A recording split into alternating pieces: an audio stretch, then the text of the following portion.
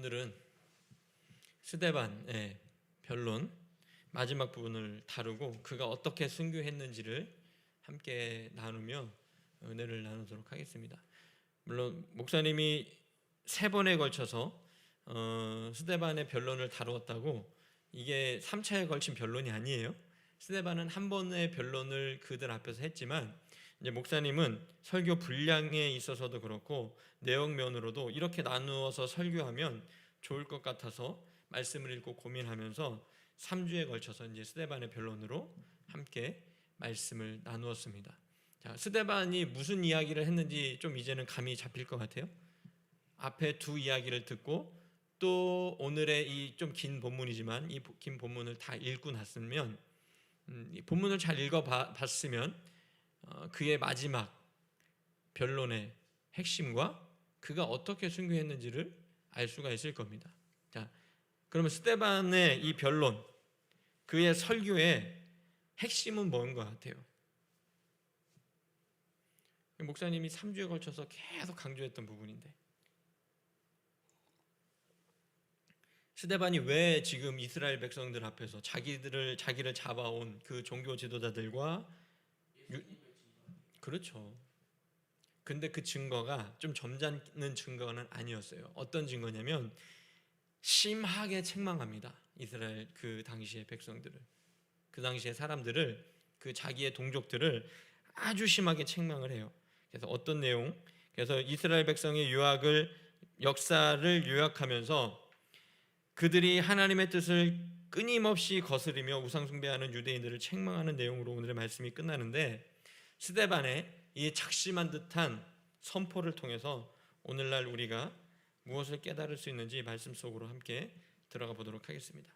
자, 오늘 본문 35절, 처음 읽은 35절의 말씀을 보면 모세의 이야기가 계속해서 이어서 나오는 것을 볼 수가 있어요. 자, 하나님이 모세를 보내셔서 환난 가운데 있는 이스라엘 백성들을 그 애굽에서 노예살이하고 그 막 피라미드와 국고성과 이때 당시에 가장 발전했던 문명이 이집트 문명이에요. 이집트 하면 떠오르는 게 뭐가 있죠? 피라미드, 또 스핑크스, 여러 가지 국고성과 그때 나일강의 풍족한 그 지역을 바탕으로 아주 문명이 꽃을 피웠던 곳이 바로 이집트 문명. 우리 인류의 거의 초대 문명이라고 하잖아요, 그죠? 메소포타미아 문명과 이집트 문명이 거의 최초의 문명이라고 하는데, 그 최초의 문명에 아주 대단한 업적을, 문화를 꽃피웠던 그 시대에 그 애굽에서, 이집트에서 그 피라미드를 만들고 온갖 고된 노역을 하고 노예로 부려졌던 사람들이 누구였다는 거예요? 이스라엘 백성들이었다는 거죠. 그 애굽 민족이 요셉을 통해서 애굽으로 들어갔던 75명이 들어갔던 그 75명의 사람들이 퍼져서 출애굽할 당시에는 성경의 표현대로 하면 어떤 사람들 200만이라고까지 하는데, 그렇게 고대에 그런 민족이 대이동을 하는 것은 조금 이치에 맞지 않고요. 보통은 수만 명에서 수십만 명, 많게는 수십만 명으로 출애굽할 정도로 75명이 들어갔는데 수만 명으로 늘어났다는 것도 굉장한 거잖아요, 그죠? 그 인원들이, 그 수만 명의 인원들이 애굽 땅에서, 이집트 땅에서 채찍질 당하고 그 피라미드를 짓는, 그래서 세계 7대 불가사의 중에 하나잖아요. 도대체 중장비도 없고 기구도 없는데 저 높은 피라미드를, 저 큰 벽돌을 어떻게 옮겼을 거며, 저 돌을 어떻게 옮겼으며, 저거를 어떻게 저 높이까지 쌓는지 도대체 이해가 안 되는 그 일들을 어떤 민족이 노예로서 그 모든 노역을 감당했다는 거예요? 이스라엘 백성들이죠. 그렇게 고통 중에 있던 이스라엘 백성을, 그들의 부르짖음을 하나님께서 들으시고 아브라함에게 약속하셨던 대로 400년 후에 지도자 누구를 세워요? 모세를 세워서 그들을 약속의 땅 가나안으로 다시 어떻게 되는 거예요? 출애굽하는 겁니다. 영어로는 엑소더스라고 하죠. 말 그대로 출애굽이에요. 애굽을 나간다, 탈출한다. 이 이집트를 우리가 지금 탈출해서 하나님이 약속하신 땅으로 간다라고 하는 그 약속이 모세를 통해서 이루어지는 겁니다. 그래서 모세 이야기가 자꾸 집중해서 나오는데, 자, 하나님이 모세를 보내셔서 그 환난 가운데 있는 이스라엘 백성들을 인도해서 나오게 하셨고, 또 애굽 애굽과 홍해와 광야에서 40년간 기적을 행하시면서 그들을 인도하셨어요. 그런데 그 중에 그 과정 속에서 모세가 십계명 율법을 받으러 어디로 올라가죠? 시내산이라고 하는 곳으로 올라갑니다. 40일 동안 아무런 소식도 없이 내려오지 않으니까 그 밑에서는 어떤 일들이 벌어졌을까요? 내전? 그쵸, 내전까지는 아니고 그 군사 전문 채널 너무 많이 봐서 내전이 아니에요. 이때 당시에는 뭐가 벌어졌냐면, 자, 이런 표현이 있어요. 모세가 하나님의 율법을 받고자 시내산으로 올라가서 오랜 시간 내려오지 않자 그 이스라엘 백성들이 모세와 하나님을 거절하여, 오늘 스데반의 표현대로 하면 모세와 하나님을 거절하고 오히려 그 마음이 애굽으로 향하기 시작했어요. 자, 애굽으로 향했다는 건 뭐예요? 이집트로 다시 향했다는 것. 이제 약속의 땅 가나안 자유민으로 사는 게 아니라 그 노예 근성에 쩔어서 다시 우리가 이집트로 돌아가서 노예 생활을 하자, 이런 거랑 똑같은 거예요. 그렇게 이야기를 하면서 이에 그치지 않고 그의 형 아론에게, 모세의 형 아론에게 우리를 인도할 신들을 만들려고 강권하고, 그들이 금부치를 다 가지고 와서 녹여서 뭘 만들어요? 금송아지를 만듭니다. 그리고 그 금송아지를 만들어서 그 앞에 제사하고 섬기면서 이 금송아지가, 이 신이 우리를 애굽에서 인도해낸 신이다라고까지 하면서 우상 숭배를 하는 모습을 볼 수가 있습니다. 그런데 하나님께서 그것을 그냥 두셨을까요? 하나님이 그들을 외면하시죠. 이스라엘 백성들을 책망하셨습니다. 그리고 심지어는 어떻게 했는지 아세요? 오늘 성경에는, 여기 사도행전에는 나오지 않지만 출애굽기의 자세한 내용을 보면 어떤 내용이 나오냐면, 하나님이 모세에게 이렇게 말씀하십니다. 이 패역한 모든 이스라엘 백성들을 내가 싸그리 다 죽여버리고, 이 노예 근성에 쩌들고 우상 숭배밖에 할지 모르고 내가 이집트에서 그들을 끌어내기 위해서 애굽과 바로왕 파라오 앞에서 10가지 재앙으로 살아계신 나 하나님을 분명히 증거하지 않았냐, 계시하지 않았냐. 그 기적도 보았어요. 그리고 앞에는 홍해가 막혀있고 뒤에서는 애굽의 군대가 이스라엘 백성들을 죽이려고 쫓아오는 그 위기의, 절체절명의 위기 속에서도 하나님의 애굽의 군대를 막으시고 홍해를 갈라서 건너게 하셨어요. 그 길을 건넌 게 다른 민족이 아니에요. 그 이스라엘 백성들이 그 길을 건넜어요. 바다를 가른, 하나님께서 바다를 가른 그 길을 건넜음에도 불구하고 모세가 잠깐 보이지 않자 하나님을 떠나고 금송아지를 만들어서 우상 숭배하는 이런 패역한 민족, 노예 근성에 쩌들어서 진정한 자유가 무엇인지 모르고 누군가의 통치를 받고 누군가의 압제를 당하고 자기의 자녀들이 죽임을 당하는 그곳으로 다시 돌아가자고 하는 이 어리석은 민족과 백성이 이스라엘 백성이었어요. 근데 하나님은 왜 이렇게 멍청한 백성을 자신의 백성으로 택하셨을까요? 그건 알 수 없죠. 아브라함에게도 약속하셨고 또 아브라함에게 하신 그 약속을 지키기 위함인 것입니다. 그리고 하나님이 얼마나 진노하셨는지가 그거예요. 이 패역하고 멍청한 이스라엘 백성을 노예 근성에 쩌들어서 도저히 개조가 되지 않는 그런 기적을 보았으면서도 만나를 주고 내가 쓴물을 단물로 바꾸어서 먹이고 입히고 온갖 기적으로 상상할 수 없는 방법으로 그들을 인도하여 냈는데 저들이 하는 짓을 봐라.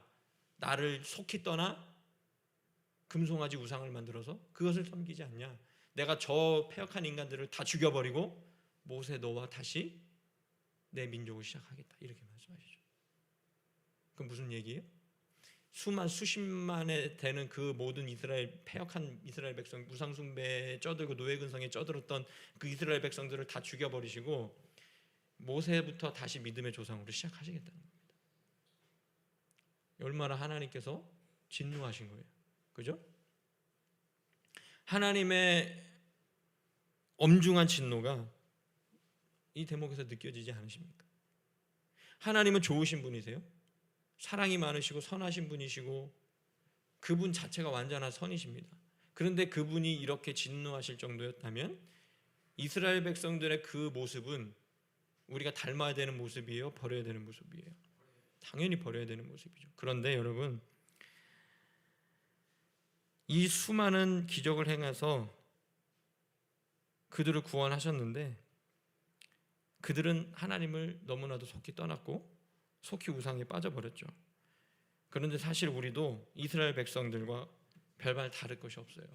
목사님이 이렇게 여기서 열변을 토해서 이스라엘 백성들이 멍청하다고, 그들이 패역했다고 강하게 얘기했지만 사실 우리가 이스라엘 백성들하고 다른 게 있을까요? 우리의 모습을 돌아봤으면 좋겠어요. 이 이스라엘 백성들의 모습 속에서 우리도 하나님의 은혜로 지금 이 시대를 살아가고 있지만 우리는 전혀 그렇지 않다는 듯, 하나님이 언제 나에게 은혜를 주셨냐는 듯, 나는 내 힘으로 살고 있다는 듯, 내가 원하는 우상을 만들어서 너무나도 속히 그리로 돌아가려는 패역한 속성을 우리 또한 가지고 있습니다. 우리는 늘 하나님을 떠나려고 하고 내 마음대로 하려고 하고 내 멋대로 하려고 하고 내가 주인 되려고 하고 내가 좋아하는 것에만 하려고 해요. 내가 좋아하는 것이 하나님의 껄끄러운 일이라면 잠시 하나님을 뒤로 제낄 수 있는 그런 편리함도 우리는 가지고 살아가고 있습니다. 이 모습이 뭐라는 거예요? 이스라엘의 그 백성의 패역하고 밀어냈던 그 모습과 똑같다는 겁니다. 그러기에 우리는 말씀을 보고 들을 때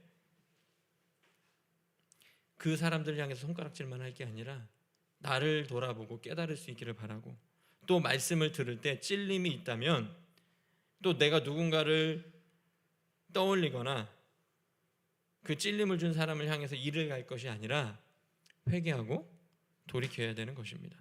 우리도 출애굽한 패역한 이스라엘 백성들과 다를 바 없는 이 시대에 연약하고 강팍한 그런 인생들이기 때문에 그렇습니다. 그 후에 광야 교회의 시대가 끝나고 여호수아를 통해서 가나안 땅을 점령한 시대를 지나 다윗과 솔로몬에 의해서 성전이 지은 왕조 시대를 언급합니다.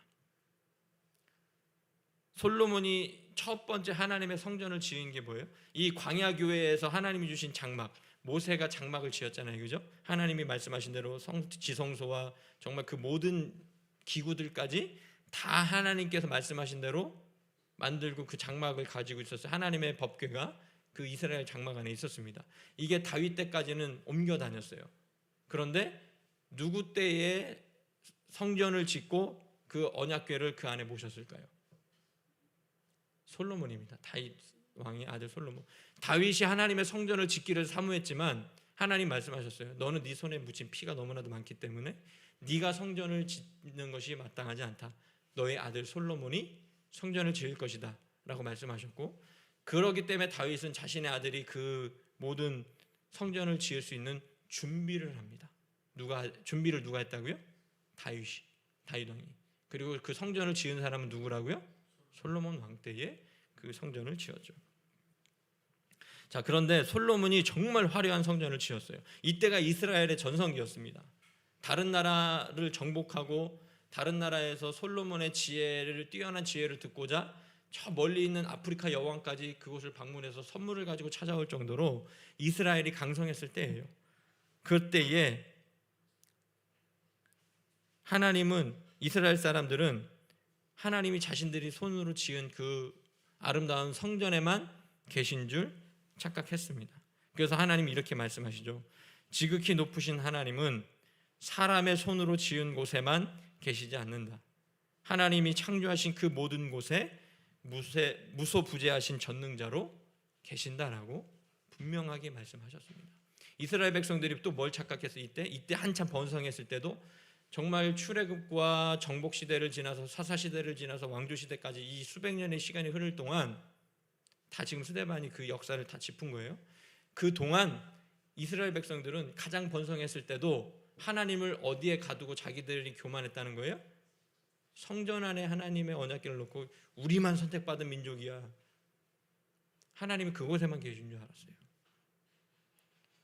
그러니까 하나님이 그게 아니라는 것을 말씀하셨죠. 니네는 지은, 내가 사람의 손으로 지은 그곳이 내 집이 될 수 있겠느냐라고 얘기하시면서 난 내가 지은, 내 손으로 창조한 이 모든 곳이 나의 집이다. 내가 있는 곳이다. 무소부재라는 뜻이 좀 어렵죠. 그게 뭐예요? 있지 않은 곳이 없다는 거예요. 온 우주에 충만하다는 뜻입니다. 모든 곳에 다 계신다는 거예요. 그런 하나님을 이스라엘 사람들은 그 좁은 성전 안에 있다라고만 믿었던 것이죠. 자, 그래서 스데반의 변론, 마지막 활용점정인 책망의 부분이 나옵니다. 그들이 그렇게 이스라엘 역사를 통해서 하나님 앞에 패역했던 그 모습들을 쭉 얘기하면서 뭐라고 얘기하는지 한번 들어보세요. 51절부터 53절까지 목사님 읽어주겠습니다. 목이 곧고 마음과 귀에 할례를 받지 못한 사람들아, 너희도 너희 조상과 같이 항상 성령을 거스르는도다. 너희 조상들이 선지자들 중에 누구를 박해하지 아니하였느냐? 의인이 오시리라 예고한 자들을 그들이 죽였고 이제 너희는 그 의인을 잡아준 자요 살인한 자가 되나니 너희는 천사가 전한 율법을 받고도 지키지 아니하였도다. 이게 무슨 말이에요? 니들은 목이 곧다는 게 무슨 말이에요? 목이 곧 뻣뻣하고 교만하다는 거죠. 마음과 귀에 할례를 받지 못했다는 게 뭐예요? 말씀을 들어도 마음으로 깨닫지 못하고 지들 듣고 좋고 좋은 말만 듣고 지들이 생각하고 지들이 믿고 싶은 대로 믿었다는 거죠. 하나님은 끊임없이 선지자들을 보내셔서 너희들 그렇게 믿는 거 아니야, 이렇게 하나님 믿어야 되라고 분명하게 계속해서 말씀을 전했는데 안 들려, 난 내 맘대로 할 거야, 이랬던 게 누구라는 거예요? 니네 유튜브 보면서 자주 따라하는 거 있잖아요. 아니야, 네 말해, 난 내 멋대로 생각할 거야, 안 들려, 이런 거 많이 하잖아요. 그죠? 아니에요? 맞잖아요. 이스라엘 백성이 똑같이 그렇게 했다는 거예요. 안 들려, 하나님 말씀 안 들려, 난 내 멋대로 믿을 거야. 똑같은 거예요. 쉽게 말해, 이 성경이 어렵게 쓰여져 있기 때문에 여러분에게 이해하기 쉽게 지금 목사님이 풀어서 의역해서 설명하는 겁니다. 그러면서 너희 조상들과 같이 항상 성령을 거슬렀다 이거죠. 그러면서 뭐예요? 너희 조상들이 선지자들을 누구를 박해하지 아니하였느냐? 하나님의 말씀을 전하러 온 사람들을 박해하고 톱으로 썰어 죽이고 창으로 찔러 죽이고 온갖 못된 짓으로 하나님이 보낸 선지자들을 박해하고 죽였어요. 그게 바로 이스라엘, 니네 조상들이라는 거예요. 니네 조상, 우리 조상. 니들 믿고 싶은 대로 믿지 말라는 거죠. 그러면서 의인이 오시리라고 예고한 자들을 죽였어요. 그리스도가 오실 거야 라고 했던 이사야, 예레미야 이런 사람들을 핍박하고 박해하고 감옥에 가두고 때리고 매질하고 죽였습니다. 그래놓고도 자기들은 하나님을 잘 믿는 선택받은 민족이라고, 목이 곧고 뻣뻣한 할례 받지 못한 그런 인간들이 바로 이스라엘 백성들이었다는 것이죠. 그러면서 이렇게 말하죠. 이제 너희도, 성경에서 말한 그 의인이 누구예요?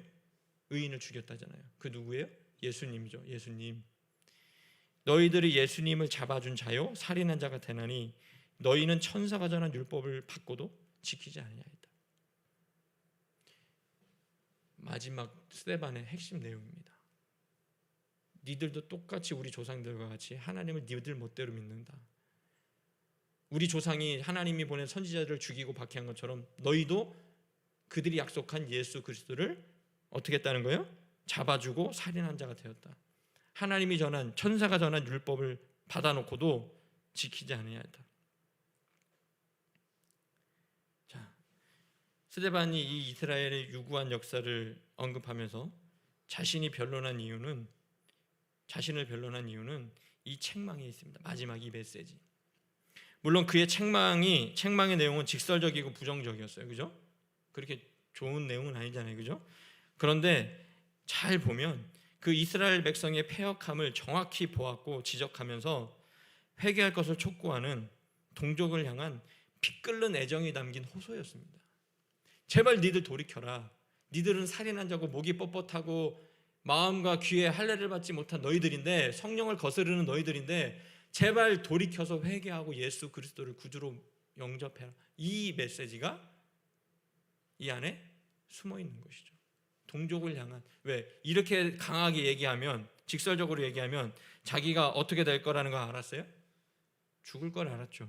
그러면서도 죽음을 무릅쓰고 그들에게 구약시대의 선지자들과 같이 정확한 하나님의 말씀을 책망으로 전달했습니다. 오늘 스데반의 말씀을 들은 사람들의 반응이 어땠어요? 54절의 말씀을 한번 보세요. 뭐래요? 스데반이 이렇게 책망하고 메시지를 전하자 54절에 그들이 그렇죠. 처음에 듣고 마음에 찔렸어요. 그죠? 그리고 그 다음에 어땠어요? 이를 갈았대요. 막 이를 막 갈고 악물고. 그건 뭐예요? 마음에 찔림을 받고 회개했다는 거예요? 막 분노에 차가지고 저를 죽여서 없애버리겠다는 거예요? 그렇죠? 자, 근데 여러분 잘 보세요. 앞선에도 베드로도 물론 베드로의 내용은 이거보다는 좀 부드러웠죠. 마지막 너희가 죽인 예수가 우리의 구원자다 이렇게 얘기하잖아요. 쭉 이스라엘 역사를 설명하면서 베드로도 똑같은 설교를 했어요. 물론 내용은 좀 다르지만 핵심 메시지는 똑같습니다. 너희가 죽인 예수 그리스도가 우리의 구원자다 하는 거예요. 스데반도 마찬가지였죠. 너희가 하나님이 보낸 그 의인을 죽였다 이거잖아요. 그죠? 그런데 베드로의 설교를 들은 사람과 스데반의 설교를 들은 사람들의 반응은 너무나도 달랐어요. 베드로의 설교를 듣고 마음의 찔림을 받은 것까지는 똑같아요. 베드로의 설교를 들은 사람들이 찔림을 받고 어떻게 했어요? 회개하고 돌이켰죠. 그러나 스데반의 설교를 들은 사람들은 어떻게 했어요? 이를 갈고 돌로 그를 쳐 죽이잖아요. 그죠? 근데 왜 이렇게 다른 두 차이가 나타나는 걸까요? 왜 똑같은 말씀을 들었는데도 똑같은 메시지를 복음을 들었는데도 왜 이토록 다른 두 가지의 차이가 왜 나타날까요? 마녀사냥. 그렇죠. 앞에 그런 부분들과도 연관이 있지만 오늘은 또 다른 포인트로 한번 봤으면 좋겠어요. 설교자와 청중의 한번 모습으로 우리가 좀 봤으면 좋겠습니다. 자, 때로 여러분 설교를 들을 때 솔직하게 한번 생각해 보세요. 저 목사님이 이거는 나 들으라고 하는 말인가? 하는 찔림을 받은 경험이 있어요, 없어요? 아마 어린 아이들은 없을 수도 있는데 사모님한테 물어볼게요. 어떤 목사님이든 사모님 들으라고 이건 저거 나 들으라고 하는 소린가? 라고 하면서 찔림을 받은 적이 있어요, 없어요? 또 누가 목사님한테 내가 잘못하고 일렀네 그런 말 생각 든 적이 있어요, 없어요? 그렇죠? 그런 찔림이 있을 때 우리는 어떻게 해야 될 것 같아요? 이를 갈고 분해하면서 그 목사를 저주하고 누가 일렀는지를 찾아내고 그렇게 해야 될까요? 아니면 회개하고 돌이켜야 될까요? 그렇죠. 근데 여러분 잘 보세요. 근데 물론 목사들 중에는 자기가 감정이 상해서 어떤 사람과 불화가 있어서 그 사람 들으라고 저주하는 설교하는 못난 목사들도 있습니다. 없지 않아요. 이걸 부정하는 게 아닙니다. 그러나 그가 말씀을 책임지지 않고 자신의 권한으로 혼자만 말할 수 있는 이 강단에 서서 그런 짓을 한다면 그는 반드시 하나님의 엄중한 심판을 받을 겁니다. 왜요? 내가 정한 본문을 책임져서 해석해서 전하라고 했는데 강단에 서서 자기의 감정에 의해서 누군가를 타겟으로 그를 치는 설교를 했어요. 그러면 그게 잘한 거예요? 못한 거예요? 그 사람은 저주를 받아 마땅하죠. 그 목사라고 부를 수가 없는 겁니다. 이제 여러분 일반적으로 제대로 된 목사라면 자신이 정한 본문에 충실해서 설교하려고 하지 누군가를 타겟으로 공격하려고 설교하지 않아요. 그러니 일반적으로 설교하는 목사하고 관계가 좋지 않아서 그가 싫다 하더라도 하나님의 말씀은 하나님의 말씀으로 받아야 된다는 겁니다. 그러나 우리는 관계의 벽에 막혀서 감정적으로 반응하고 하나님의 말씀을 왜곡하거나 스스로 거부하는 현상이 나타나요. 어떨 때? 그 목사와 관계가 좋지 않을 때. 내가 네가 하는 말 듣나 봐라. 너나 잘 살아라. 그런 현상이 어떨 때 나타난다는 거예요? 나와 설교하는 그 목사와의 관계가 좋지 않을 때.